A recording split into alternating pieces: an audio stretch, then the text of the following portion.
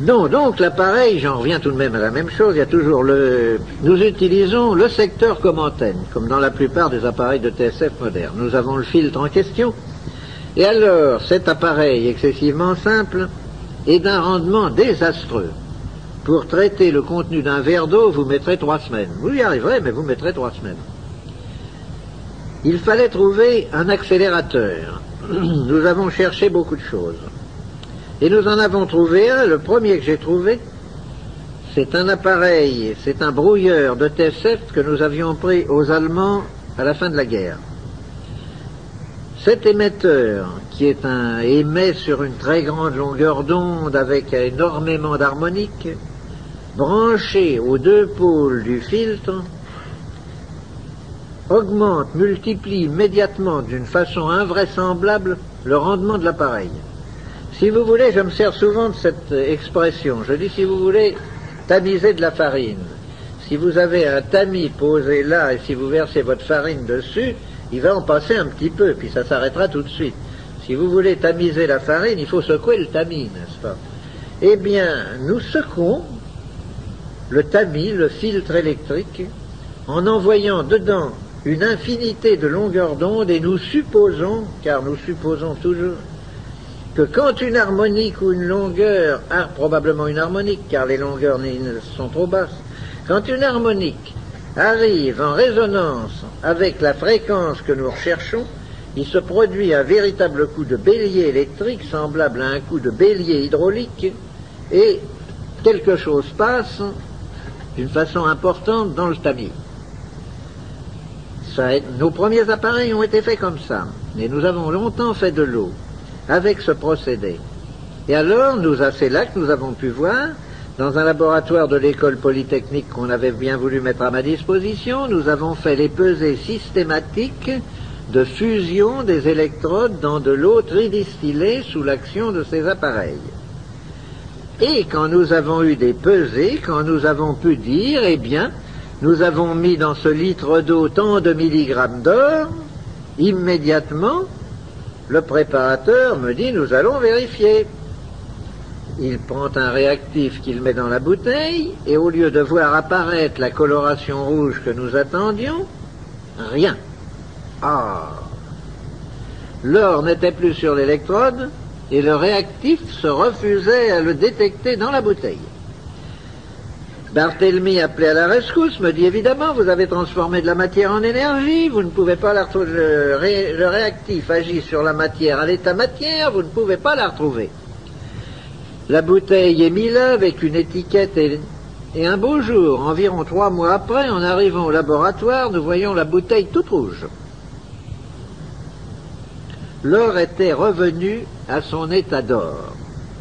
Et nous avons pu constater en même temps que l'eau avait perdu toutes ses propriétés.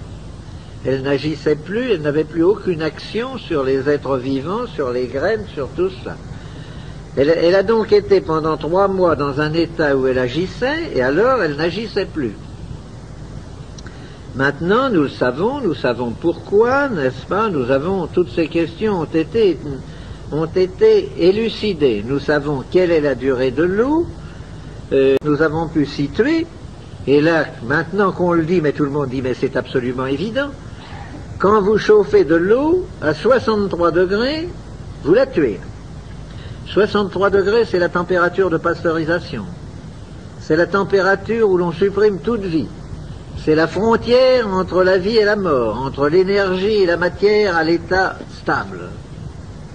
Évidemment, maintenant, quand on y pense, c'est tout naturel, mais enfin, il fallait le découvrir, n'est-ce pas? Alors, je vais vous citer maintenant les grandes expériences qui ont amené, alors, à ce que j'appelle, avec mon esprit scientifique et cartésien extrêmement poussé, non pas la période de certitude, mais la période de conviction.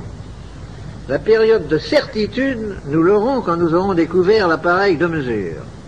Mais tout de même, quand vous encerclez un problème, quand vous vous faites une hypothèse de travail, que vous l'encerclez d'une multitude d'expériences et que toutes confirment l'hypothèse et qu'aucune ne vient l'infirmer, on peut dire que même en l'absence d'expérience décisive et définitive, on est dans la période de conviction sérieuse. Or, la période de conviction, elle a commencé il y a 15 ans. Pendant la dernière guerre, la direction de l'armement m'avait mis à la direction de l'usine Simca pendant la période française de la guerre. Pendant la période d'occupation, j'ai pris la direction de l'usine Técalémite d'Orly. Et là, j'ai eu en juillet 42 un infarctus du myocarde assez grave puisque je suis resté 6 heures dans le coma. Il faut vous dire qu'en 14, j'étais pilote de chasse, que je me suis fait descendre également en juillet, c'est un mois qui ne me réussit pas, que j'ai été trépané, qu'en novembre, alors que j'étais encore en bien mauvais état, j'ai attrapé la grippe espagnole, que bien entendu j'ai failli en claquer et que j'en suis sorti extrêmement touché. Disons que le bilan médical n'était pas très brillant. Le centre de recherche médicale et scientifique auquel j'appartenais, où j'avais comme collègue le professeur Porte, le président de l'ordre des médecins en France, me regardait d'un œil très inquiet. Bien entendu, j'ai dû arrêter tout travail et je suis devenu un très vieux monsieur. Si vous voyez mes photographies de l'époque, j'ai à peu près 20 ans de moins qu'aujourd'hui, de plus qu'aujourd'hui.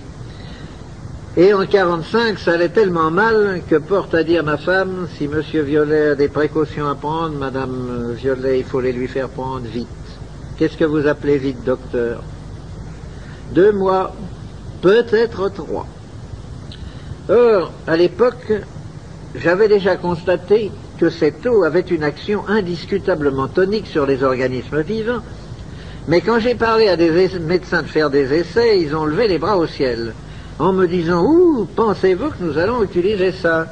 Vous nous dites vous-même que vous êtes à des fréquences au-delà des rayons X. Or, vous savez ce qu'ont donné les séquelles des rayons X, n'est-ce pas? Il faut faire toutes sortes d'essais avant parce qu'on ne sait pas et tout. Mais moi qui voyais très bien où j'en étais, j'ai dit les séquelles, ça peut intéresser d'autres, les résultats, retardement, ça peut intéresser d'autres. Moi actuellement ça ne m'intéresse pas, tant pis. Je risque le paquet. Et je me suis mis à boire de cette eau d'une façon d'ailleurs absolument déraisonnable. Le résultat est absolument stupéfiant. 4 à 5 mois après, je ne présentais plus la moindre trace de l'infarctus du myocarde.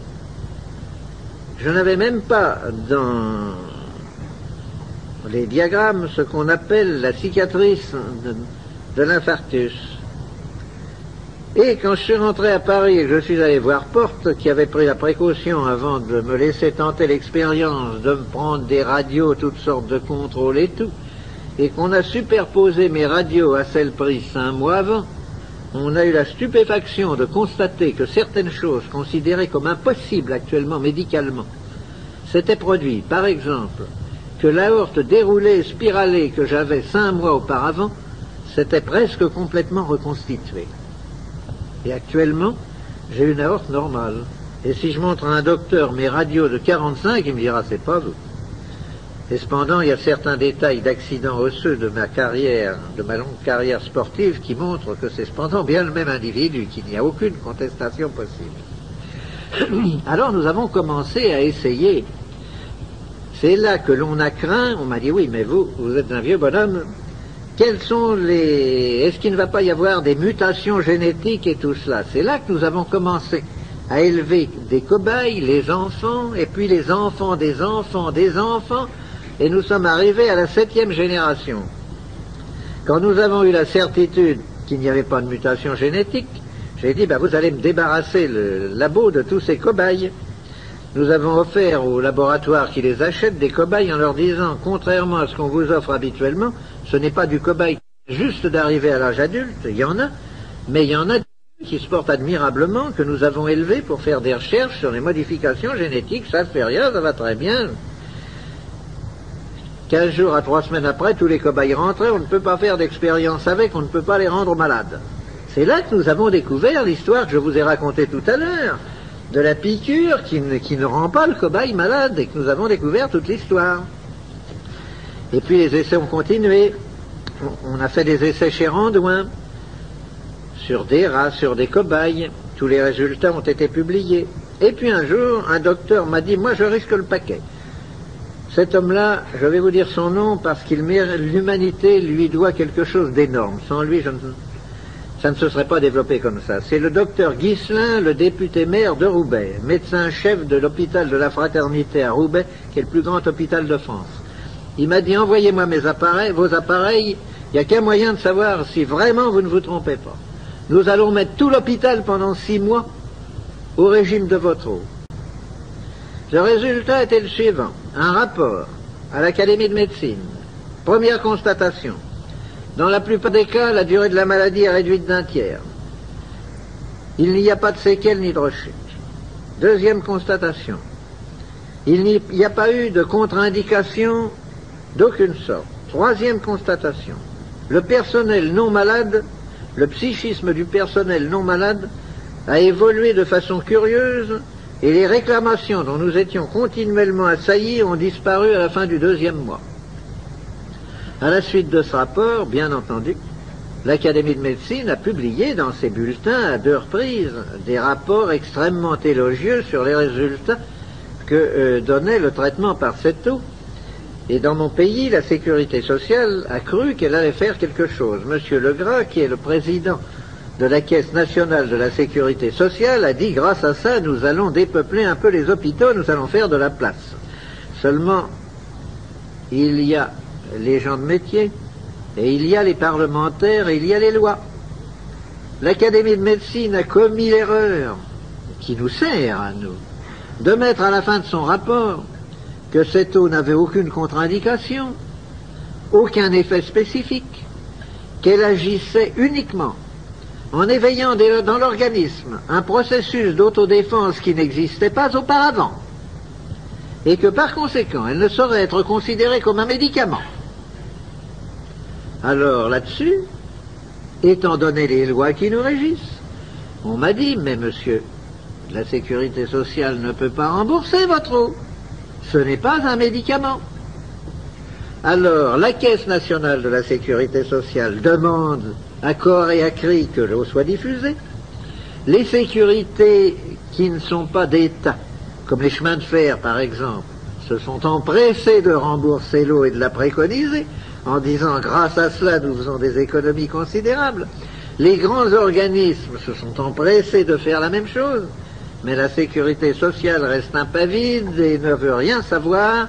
Obtenez un visa. Tant que vous n'aurez pas de visa, vous ne serez pas remboursé. Je ne peux pas obtenir de visa. Pour avoir un visa, il faut que je donne la composition chimique.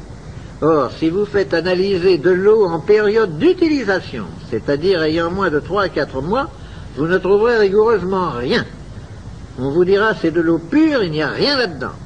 Il faut attendre qu'elle ait passé sa période d'activité pour que vous puissiez alors, avec des analyses chimiques, détecter les oligo-éléments qui sont contenus dedans, mais dont l'action est très secondaire, car c'est son état vibratoire, sa charge de radiation vitale qui lui donne son action réelle.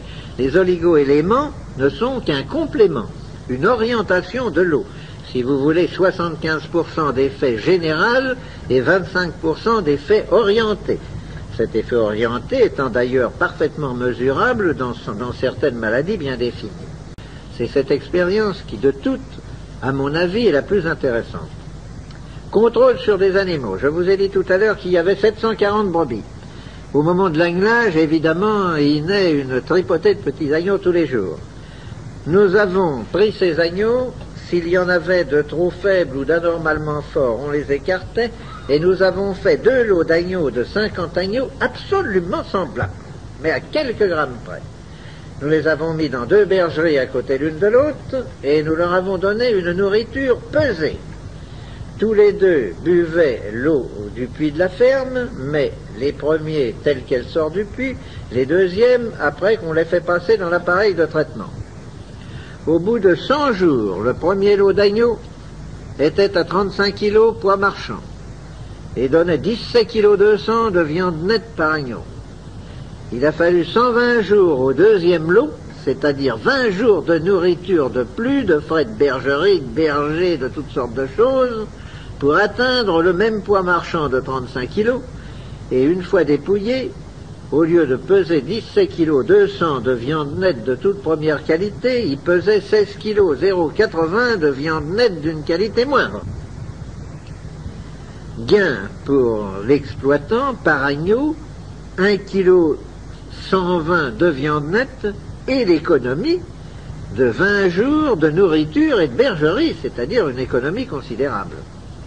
Alors, ces essais statistiques faits sur des quantités d'animaux viennent confirmer le rapport de Randouin sur les rats, rapport dans lequel elle disait, pour gagner 1 gramme de poids, si je donne à mes rats de l'eau, il faut 56 grammes de nourriture, et si je ne leur en donne pas, il faut 79 grammes.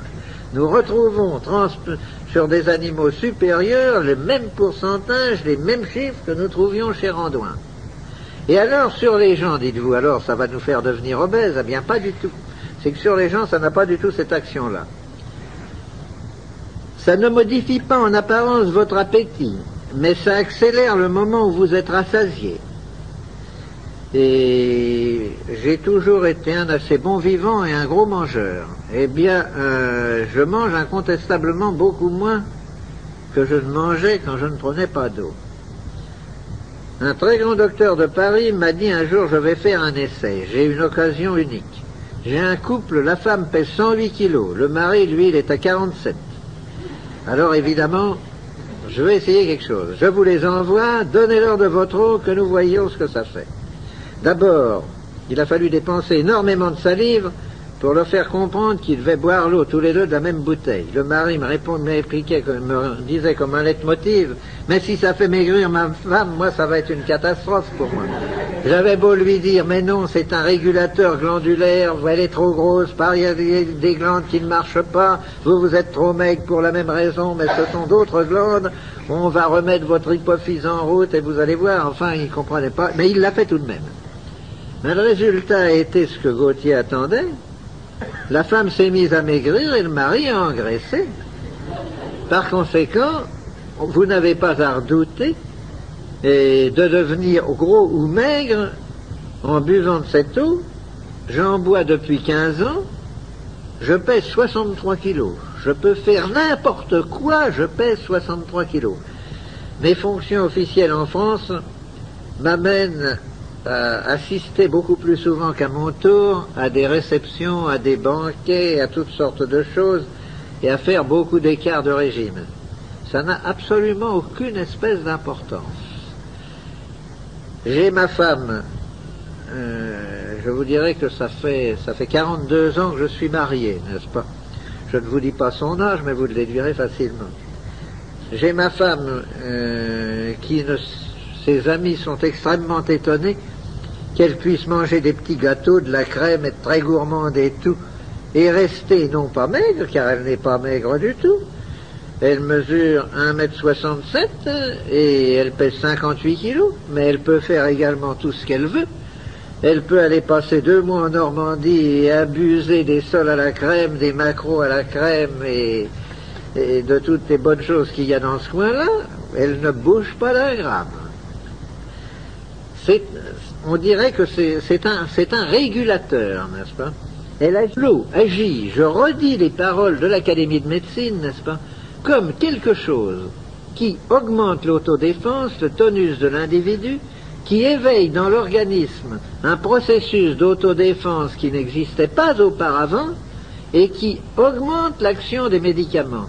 Et, par exemple, il y a des phénomènes curieux. Si vous prenez la dose du soir simplement dans de l'eau sucrée avec un peu de fleur d'oranger, ce que faisaient beaucoup de nos grands-mères, eh bien, vous obtenez un excellent sommeil. J'ai récupéré un sommeil d'enfant. Je m'endors et je peux passer une nuit blanche. Je ne serai pas fatigué, je ne sais plus ce que c'est que la fatigue, ni physique ni cérébrale. Je peux conduire, je dirige un certain nombre de grosses affaires et il m'arrive couramment de prendre ma 403 à 6 heures du matin à Paris pour m'en aller à Vence, où je dirige la compagnie d'eau minérale, où j'arrive à 6 heures du soir à Vence, ayant fait 980 km et n'étant pas fatigué du tout. Je peux parfaitement passer une nuit au volant, je ne suis pas fatigué. Si je me couche à l'heure habituelle, à 10 heures, je serai endormi et je me réveillerai à 7h moins 5 avec une régularité splendide. Alors que j'avais perdu le sommeil, évidemment, ce qui était normal, j'étais fatigué quand le soir arrivait, la dernière bouchée, je tombais sur le lit, je me réveillais à minuit et demi, je me retournais pendant 3 heures avant de me rendormir, et à 7 heures du matin, quand le réveil sonnait, je commençais par discuter avec moi-même, savoir s'il n'y avait pas moyen de gagner encore un bon moment à rester couché. Maintenant, à 7h moins 5, je suis réveillé, frais et dispo, avec envie de me lever, et pas du tout envie de rester couché. Si je cesse de prendre de l'eau pendant plus de 15 jours ou 3 semaines, je commence à retrouver mon âge. Alors, comme nous sommes fâchés depuis 15 ans, j'ai pas envie de le revoir, je reprends vivement de l'eau. Si quelqu'un se portant bien boit de l'eau, qu'est-ce qu'il ressent? Au début, rien. Ensuite, la seule chose qu'il ressentira, c'est une diminution de la fatigue, soit physique, soit cérébrale, et une certaine sensation d'euphorie, de mieux-être. La parole du médecin général Morel dans une communication à l'Académie de médecine, où il citait un certain nombre de cas, il disait « Et puis tous les malades que j'ai soignés avec l'aide de ce traitement sont devenus des gens souriants. » Eh bien, c'est absolument vrai. Passons à la dernière phase des effets sur l'homme, le rajeunissement. Pas plus que vous ne vous apercevez que vous vieillissez d'un mois à l'autre, vous ne vous apercevrez que vous avez cessé de vieillir. Il n'y a que si vous prenez l'eau d'une façon régulière, et n'étant pas un médicament, étant un aliment énergétique, qui combat les carences, qui sont de tous les jours, de toutes les heures, il faut prendre de l'eau d'une façon régulière. Et j'ai vraiment l'impression qu'il m'est impossible de tomber malade. Maintenant, il peut y avoir n'importe quoi, je suis sûr que je ne tomberai pas malade, n'est-ce pas? Et au point de vue vieillissement, ben mon Dieu, nous ne l'avons aperçu qu'à la longue, l'histoire du vieillissement. Nous ne l'avons aperçu qu'à la longue quand je me suis aperçu, après plusieurs années, que je récupérais des fonctions disparues, que je pouvais faire un certain nombre de choses que je ne pouvais plus faire, que la longueur des trajets que je pouvais faire en voiture s'allongeait avant que la fatigue se fasse sentir. Ça n'est qu'à la longue, et alors où ça s'est bien senti, c'est lorsque beaucoup d'anciens élèves de Polytechnique se sont donné le mot et se sont mis à prendre systématiquement et régulièrement de l'eau, et que dans un déjeuner ou dans un dîner de promotion, on reconnaissait immédiatement ceux qui prenaient de l'eau violet et ceux qui n'en prenaient pas. Vous avez eu récemment la visite d'un très grand professeur de l'Académie de Montpellier, n'est-ce pas, de la faculté de Montpellier. Eh bien, si Pêche était à côté de moi et que vous nous demandiez nos âges respectifs, je crois que vous vous feriez un écart d'au moins 20 ans et vous vous tromperiez dans le mauvais sens, n'est-ce pas? Et ça, c'est fréquent, ça apparaît. Maintenant, moi je suis des arts et métiers de Lille. Eh bien, nous avons aux arts et métiers notre président Ramas, qui n'est pas un président Soliveau, il a 93 ans, et il préside nos déjeuners, nos dîners, nos réunions, n'est-ce pas? Et si vous lui demandez le secret de sa longévité, il vous répondra, voyez, violet. Et nous en avons un certain nombre comme ça, beaux que vous connaissez. Et donc, pour terminer, ne croyez pas que c'est un médicament, que c'est une panacée universelle. Ce n'est pas un médicament du tout. Mais on me dit, vous nous dites que ça guérit tout. Eh bien, disons que ça aide à la guérison de tout, si vous voulez. Ça guérit tout parce que ça ne guérit rien. J'en reviens toujours à la définition de l'Académie de médecine, car elle est tellement exacte qu'on ne peut rien y rajouter, rien y enlever. J'y ajoute ce que je vous ai dit en commençant. Pour qu'il y ait maladie, il faut 2 facteurs. Une attaque et un terrain. L'attaque, ça n'est pas mon affaire, c'est l'affaire du médecin. Le terrain, c'est mon affaire. Si vous arrivez à mettre le terrain dans une situation telle qu'il devrait être normalement, les attaques ne peuvent plus se produire, ou si elles se produisent, elles régressent. Je suis comme vous, il m'arrive quand je prends le métro d'attraper la grippe. Seulement chez moi, une grippe dure 6 heures. Ça ne va pas plus loin. J'ai été attaqué, mais j'ai surmonté l'attaque. J'ai, de ma longue carrière sportive, j'ai le squelette démoli d'un peu partout, n'est-ce pas? Et j'étais sujet à des crises de sciatique effroyables.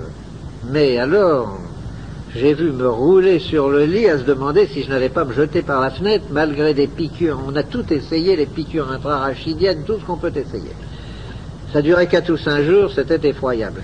Maintenant, dès que ça commence, dès que je sens la crise venir, jamais la crise de sciatique ne s'est développée et un quart d'heure après, elle est disparue. Un essai que vous pouvez faire très facilement, c'est sur la migraine. Je vous garantis de la façon la plus absolue que vous n'aurez plus la migraine un quart d'heure après, n'est-ce pas? Ça, l'essai est excessivement facile à faire. Et vous voyez ce que l'on peut tirer de cette technique. Je ne voudrais pas que certains d'entre vous croient qu'après cela, je vous répète, qu'ils peuvent dire à leur médecin, on t'a assez vu. Non, non, non, non, non. Avant que vous soyez arrivés au point où j'en suis arrivé, moi j'ai 15 ans de traitement derrière moi, n'est-ce pas? Eh bien, je crois qu'il faut plusieurs années avant que l'on acquiert le degré d'immunité où je suis arrivé actuellement. Il faut des années. Vous ne l'acquierrez pas en 3 mois. Voilà dans les grandes lignes. Oh, je ne suis bien loin de vous avoir tout dit. Je vous dis, il faudrait parler des heures, et encore on n'aurait pas tout dit. Mais enfin, j'ai essayé dans cette causerie très à bâton rompu, vous avez pu vous en apercevoir, de vous donner une vague idée de ce que nous faisions, et de vous dire, bah, si quelque chose ne va pas, mon Dieu, vous ne courez aucun risque, ça ne coûte pas cher, et vous verrez bien ce que vous en retirerez.